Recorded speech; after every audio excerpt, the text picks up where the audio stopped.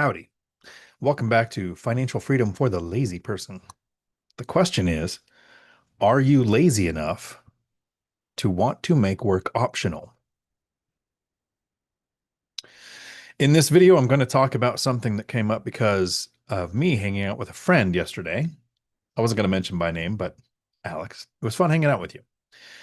I went and looked at Alex's portfolio. It was a great day. Got to see somebody taking action.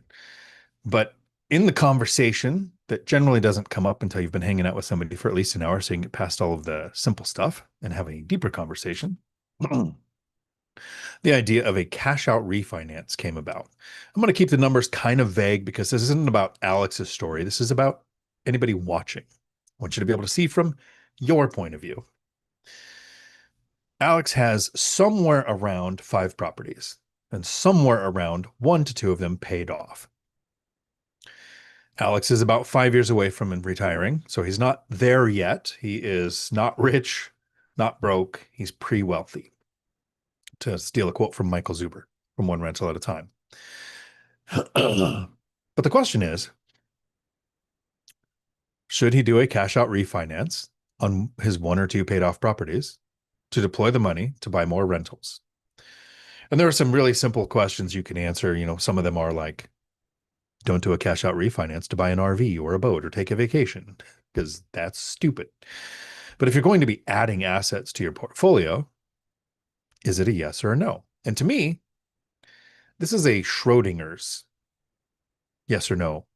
We don't know until we open the box. Because pulling out cash out of a paid off property feels like free money, right up to the point when you're making payments on what used to be freedom. I was in a similar situation. When I got to 4 properties, I had some equity, but I went another direction and I paid 1 off. I focused all of the cash flow and all of the money from my W-2 that I wasn't surviving on into paying off a mortgage. So while Alex and somebody with equity out there is thinking, do I add debt to my existing assets so that I can buy more assets? I was in that situation 4 or 5 years into investing. And instead of buying the next property, I funneled all the money to get rid of some debt. I've also made videos on how that cost me $1 million. So I'm not saying it's right or wrong.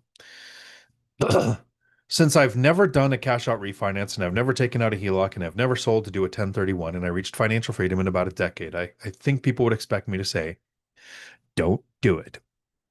But that's not what I'm going to say. It's kind of like when I talk about LLCs. One of my favorite questions, because this stops so many new investors in their tracks. None of my properties are or ever will be in an LLC. I know investors who have dozens and hundreds of units that don't have an LLC at all for their rentals. The problem with LLCs is that they don't do what people expect. There is 0 asset protection unless you have partners, and there are 0 tax benefits. But I don't say never have an LLC. What I said was none of mine are in an LLC, because if you have partners or your lender requires it, have an LLC. Should you add debt to an existing asset to grow your portfolio? I'm not going to say yes or no or never or always. There is a chronology to investing, and there's 2 types that I'm going to talk about. Well, there's a lot of different types of investors. The first one is the experienced investor. Has multiple rentals, has systems, has some years of experience, has some reserves, knows how to find good deals that'll actually cash flow, has a proven property management experience, bundle in with them, understands local market cycles and financing terms. Like, this is the person, the kind of investor who can make a cash out refinance work for them. They could take $100,000 of trapped equity and turn it into 2 more solid cash flowing rentals. Then there's the second type that I'm going to talk about. The beginning, the new investor, the person who inherits a house or bought a house 5, 10, 15 years ago and has owned it for a long time and has built up a lot of equity, but they're not an investor yet. They have just decided, I'm going to be an investor. So they get on YouTube University and they see everybody talking about how to tap your equity and all these different loan products because they make money getting you to borrow your own equity out of your house and add debt to that existing asset. So the new investor does it. So here's the trap. That person thinks the equity is the same thing as experience. But if you don't already have systems, reserves, deal finding skills, a cash out refinance doesn't multiply your wealth, it multiplies your risk. I get the appeal, why it's tempting to take tax free access to equity, use that cash to grow faster. There's a lot of Burr videos out there, the buy, rehab, rent, refinance, repeat. Everybody loves the repeat part. Nobody talks about how much stress is happening between refinance and repeat. Ask our friend Millennial Mike, where interest rates tripled just before he did the refinance part, on two Burrs happening at the same time. But he was an experienced investor. When I talk about the Burr method, I don't warn people don't do it. I say it's not a great strategy to start with. Because when somebody starts the Burr process, if they are an experienced investor and they have years of experience, they know how to find tenants, screen tenants, manage a property, do maintenance, how to find contractors and handymen, what they're going to make when they start their first Burr project, if they are experienced as an investor, they're going to make Burr mistakes. If you're a new investor and you're brand new and you don't know how to find a lease yet, you're going to make new investor mistakes and compound them by also making Burr mistakes. So I don't say the Burr method doesn't work and that it's not a great thing to do. It's just not something great to start with. Very similar to a cash out refinance or putting a loan on your retirement account. My friend Michelle did that. After years of experience in owning rentals, she added debt to her retirement accounts to deploy the funds. Brilliant move.